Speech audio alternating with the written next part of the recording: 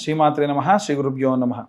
తదుపరి మకర రాశి 2025 సంవత్సరం జూన్ నెలలో మకర రాశి వారికి సంబంధించి ఎలా ఉంది అనే విషయాన్ని తెలుసుకుంటే, మకర రాశి వారికి సంబంధించి ఈ యొక్క ఏలినాటి శని ప్రభావం తొలగి ముందుకు వెళ్ళిన తర్వాతకి వీరికి కొన్ని యోగాలు వచ్చేటువంటి అవకాశం ఉంది. ముఖ్యంగా శశమహారాజయోగం అంటే జాతకరీత్యా మీకు కానీ శని స్వక్షేత్రంలో ఉంటే, అంటే కుంభంలో ఉన్న మీనంలో ఉన్న అది శశమహాయోగం అంటారు.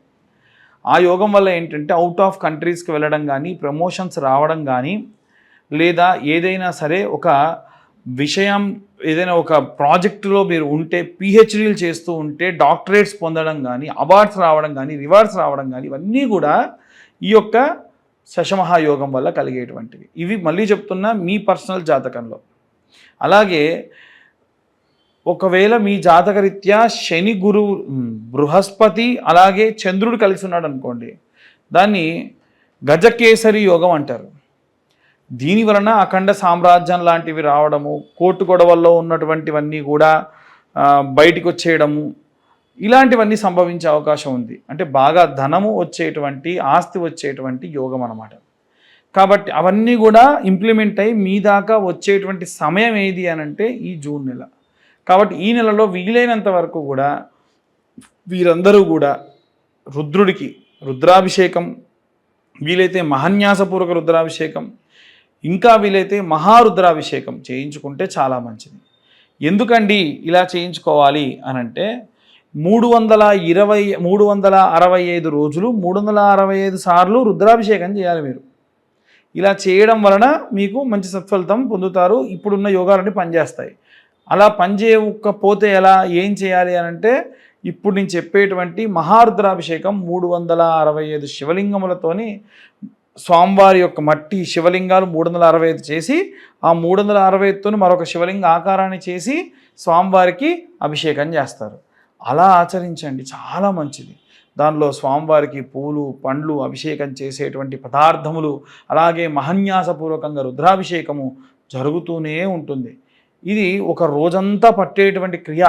ఇది ఎవరన్నా ఆసక్తి కలవారు కింద ఉన్న నెంబర్కి కాంటాక్ట్ చేయండి. డీటెయిల్గా మీరు కావాలంటే ఈ రుద్రాభిషేకం చేయించుకోవచ్చు. దీనివలన కలిగే లాభాలు ఆరోగ్యపరంగా, సంతానపరంగా, సౌభాగ్యపరంగా, ఏదైనా ఆస్తికి సంబంధించి గొడవలు ఉంటే తొలగిపోవడము, ఇవన్నీ కూడా పొందే అవకాశం ఉంది. కాబట్టి ఎట్టి పరిస్థితుల్లో వీలైనంత వరకు ఈ యొక్క రుద్రాభిషేకాన్ని చేయించుకోండి. ఈ మీ యొక్క శనిగ్రహ ప్రభావం అనేటువంటి వాటివన్నిటి నుంచి దూరంగా వెళ్ళిపోవడం కూడా జరుగుతుంది. మీన్వేల్ మీరందరూ కూడా శని చాలీసా, అలాగే శని స్తోత్రం లాంటివి ఉంటాయి, అలాంటివి చదువుకోవడం కూడా చాలా మంచిది. వీలైనంత వరకు కూడా నువ్వుల నూనెతోని ప్రతి శనివారం శనికి నువ్వుల నూనెతోని అభిషేకం చేయండి. అలాగే నువ్వులు, బెల్లం కలిపినటువంటి పదార్థములని నైవేద్యంగా పెట్టండి. ఇలా చేయడం వలన ఆరోగ్య సమస్యలన్నీ కూడా తొలగిపోయి మంచి దృఢత్వంతో కూడినటువంటి ఆరోగ్యంతో కూడా ఉంటారు. ఇక ప్రత్యేకంగా ఈ రాశి వాళ్ళు దీపారాధన చేయాలంటే నల్ల ఒత్తితోనే చేయాలి. ఒక కాటన్ క్లాత్ తీసుకోండి, దాన్ని బాగా పేని ఒక ఒత్తిలా అవుతుంది. అంటే రెండు పక్కల పట్టుకొని తిప్పుతూ ఒక్కటేసారి మధ్యలో కంటే అదంతా ఒత్తిలా వచ్చేస్తుంది. అలా వచ్చినటువంటి ఒత్తిలో కాస్తంత నువ్వులు వేసి మట్టి చిప్పలో శనివారం నాడు శనిదేవుడి దగ్గరే వెళ్ళి ఆ నువ్వుల నూనె, స్వచ్ఛమైన నువ్వుల నూనె, ఇదేం వాళ్ళది కానీ ఏజ్ బ్రాండ్ వాళ్ళవి కానీ ఒరిజినల్ నువ్వుల నూనె అమ్ముతారు. మిగిలిన వాళ్ళంతా కల్తీ అమ్మ. అవన్నీ నువ్వుల నూనె అనుకోకూడదు, అవి దీపం నూనెలు అంతే. ఏదో ఎడిబుల్ ఆయిల్స్ అన్నీ కూడా కలిపి చేస్తూ ఉంటారు. కాబట్టి ఇలా నేను ఏది ఈ బ్రాండ్ వాళ్ళకి ప్రమోట్ చేయట్లా, వాడడం మనం స్వచ్ఛమైనది వాడాలనేది నా ఉద్దేశం తప్ప వేరే ఏది కాదు. మీరే నువ్వులు పట్టుకొని దాంతో నూనె తీస్తే ఇంకా మంచిది.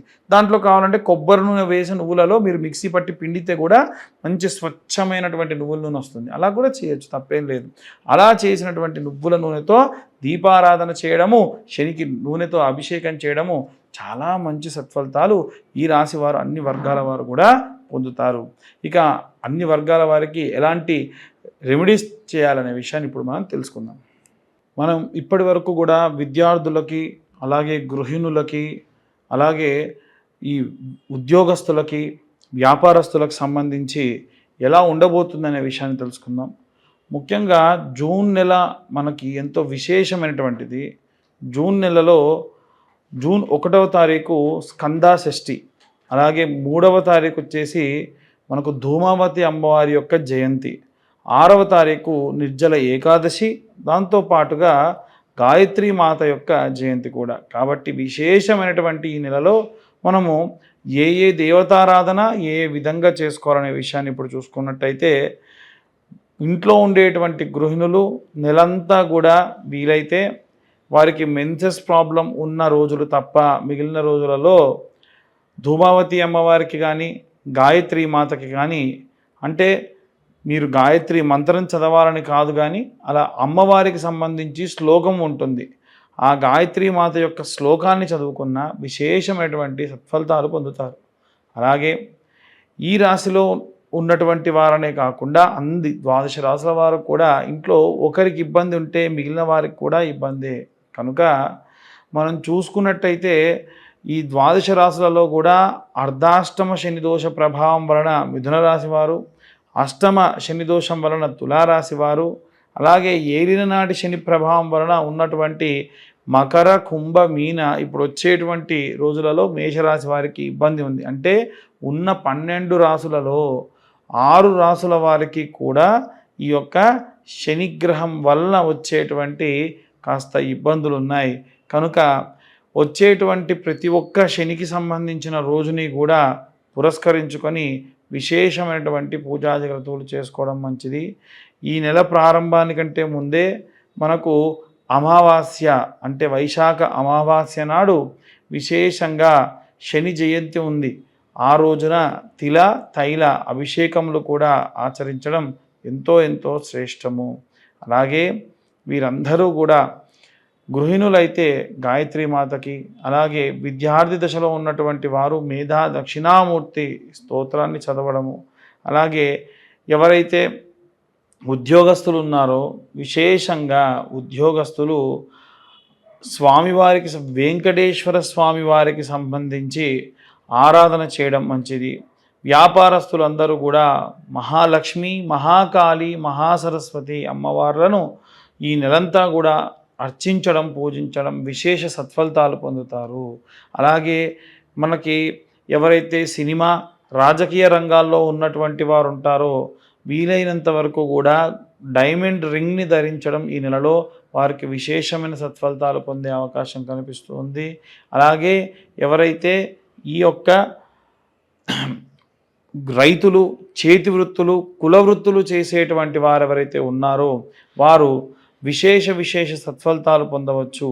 భూమిని నమ్ముకొని పూజ చేస్తున్నారు కాబట్టి స్కందాషష్ఠి అంటే జూన్ 1వ తారీఖు నాడు వీలైతే కాస్త కందులు తీసుకొని మీ యొక్క భూమి సాగు జరుగుతున్న పొలం 4 మూలలా కూడా కందులు వేయడం వల్ల విశేష సత్ఫలితాలు పొందే అవకాశం ఉంది.